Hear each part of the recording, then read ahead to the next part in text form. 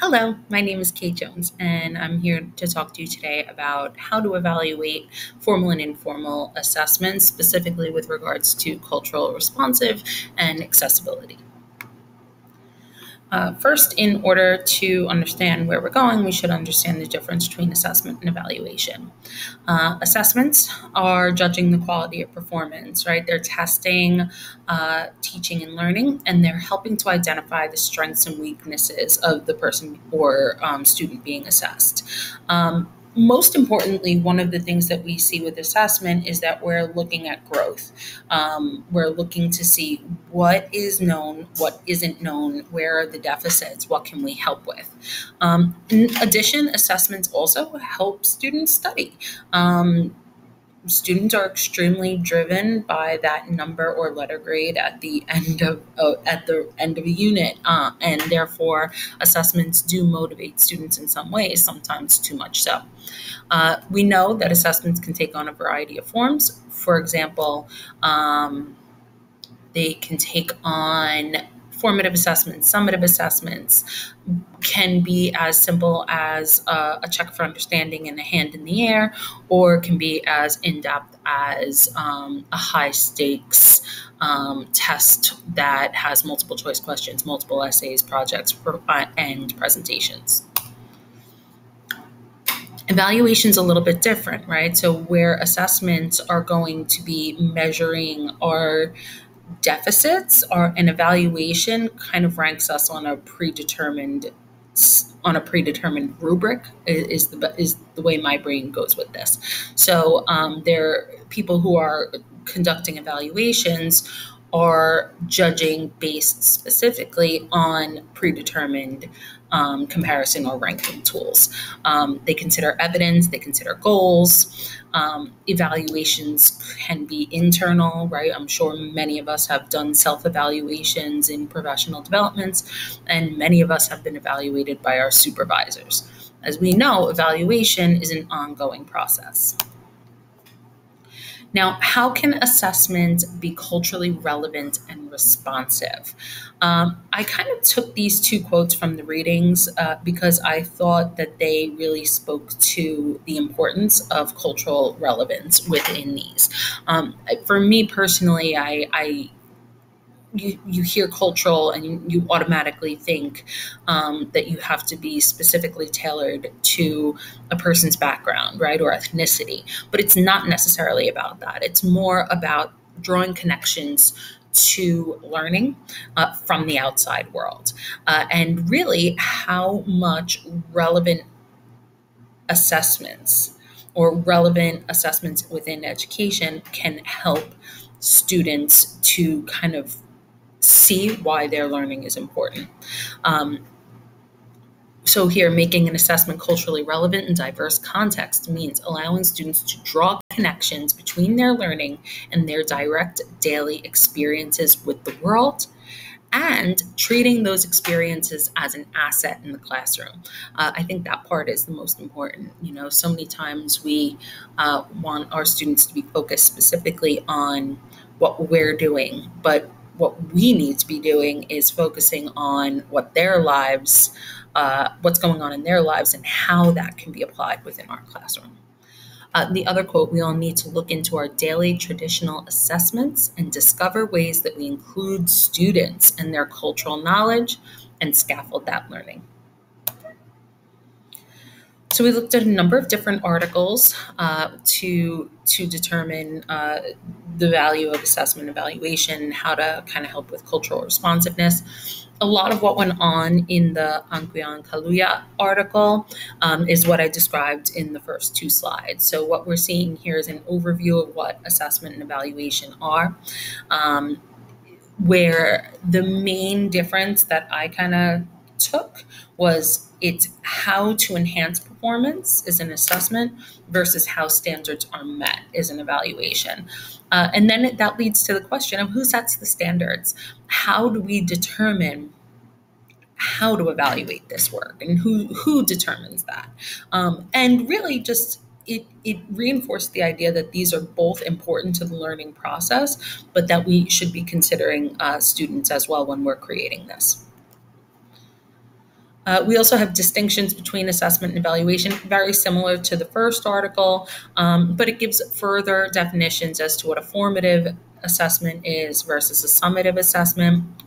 This is something that I feel has been drilled into most of our heads, but formative is all about the improvement process. As we are teaching, we should check for learning, whereas summative is the end result, right? The decision-making process, the sum of all things at the end. This article, I think this one was probably my favorite. It was added in a little bit late, but it's all assessment for learning and why, what, and how. The main point of this article was that teachers are central to student success. This is something that we as teachers probably know, but it's all about how when teachers are growing and when teachers are improving and when teachers are invested in growth, that is where we also see growth with the students, right? So this is reaffirming the importance of professional development for educators, because it actually says, do you kind of burn it all down and start over from scratch? That doesn't necessarily help, because no matter what, you're going to have teachers who are really strong, and you're going to have teachers that maybe aren't as strong. How do you help kind of strengthen those teachers that aren't so strong? There was one quote in this article that said that if you have a good teacher, you can learn in 6 months what it would normally take a year. But if you have a weak teacher, it could take you 2 years to learn that same information. So that really struck me as important. The Gibson article focuses on how most curriculum has been oriented to Western European culture. And this is something we should be familiar with as well, right? When we look at our curriculums, how much of them are geared towards, the European history. Encourages embracing a home culture in the classroom. It also encourages adapting assessment to the needs of the student. One specific example they had within there was a student who speaks in church all the time may be better assessed in an oral presentation. So it's important to kind of collaborate with other teachers and families to understand the strengths and weaknesses of students and how to kind of use those within the classroom towards assessments. Some other culturally relevant performance assessment ideas. This idea of portfolios, senior defense projects, capstone projects. We've seen these. I know I mentioned them in my other presentation, like how much a summative project can maybe do more than one big major test. And the thing about these types of assessments is that it gives the students the ability to choose how they're going to use their learning and their daily experiences to put this information forward. Something I love about this is that it puts relationships first. It allows students to share about themselves. It drives civic and community engagement by getting them out into the community if community work is part of that. And I really believe that could be very beneficial. One of the things, especially since COVID, our schools have been very focused on is how do we measure well-being? I don't know. We don't know. None of us really know. How do we measure well-being?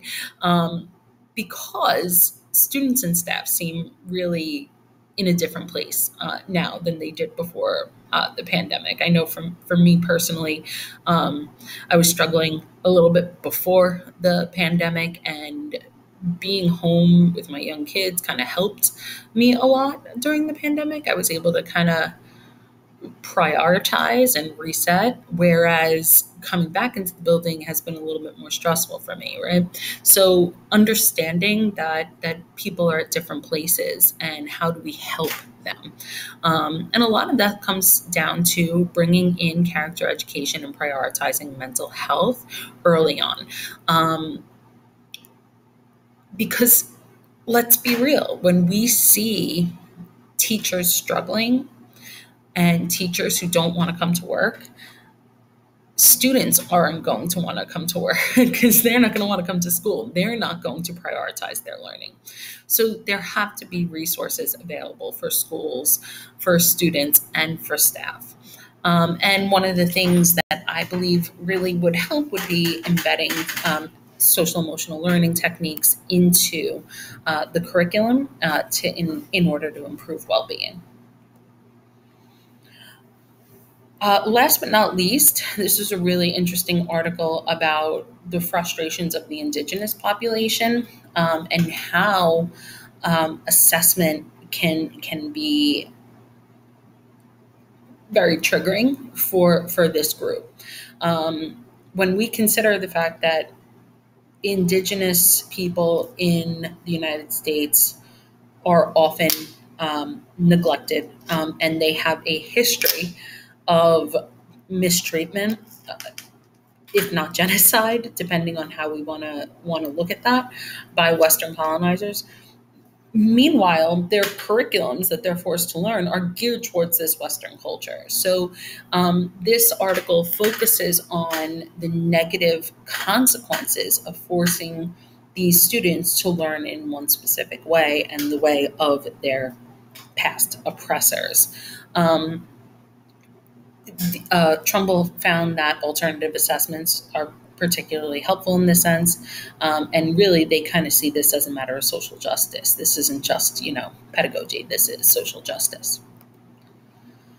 Here in Middletown, we have so many tests.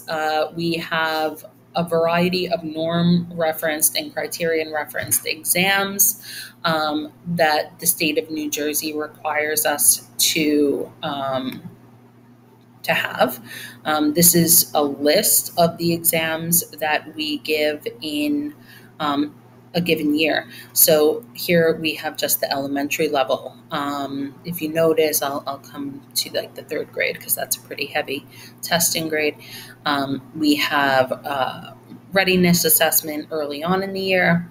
We have written exams. We have universal screeners to assess student learning up to this point and to determine whether or not they may need further help or guidance.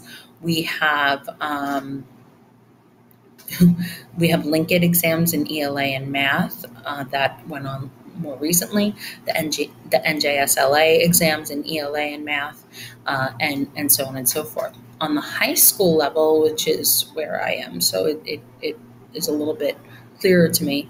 We have Start Strong exams early in the year, PSATs, SATs, midterm and final exams, Accuplacer testing exams for the local college, Linked exams, NJSLA, the New Jersey State Graduation Proficiency Assessments, which the students need to pass in order to graduate, and also AP exams. So, within the classroom, there are at least 2 major or summative assessments per quarter, minor assessments throughout, and formative assessments built into each lesson. In evaluating this information, the test results are usually evaluated at the district level and also at the building level during articulation and department meetings. Students are given opportunities to embrace our culture in ways that are embedded into the curriculum, though I don't necessarily see that specifically in assessments. The district is, though, moving toward a more inclusive curriculum, and part of that is encouraging culturally responsive assessments, though we are using the Amistad curriculum, which does help specifically with African American culture in the classroom. If I was to be building leader, one of the proposals I would make to kind of fill in the gaps would be building SEL and well-being practices and measurements directly into the curriculum and include more of a variety of assessment methods. Some of the ways to do that would be including soft skills in unit and lesson plans, a more intentional formative assessment training for all staff. I think that speaks to a number of the articles that we read. In addition, reassessing summative assessments in order to include a variety of options. So many teachers, myself included in the past, have been, married to doing things a certain way, and I think it's an important part of our own growth to look at other ways. The other thing would be to consider the implementation of a portfolio or capstone project that includes community-based learning and partnerships. I think that would be really great for the students to get out into the community and consider how their own learning is affecting their communities. Here are my references, and thank you so much for your attention today.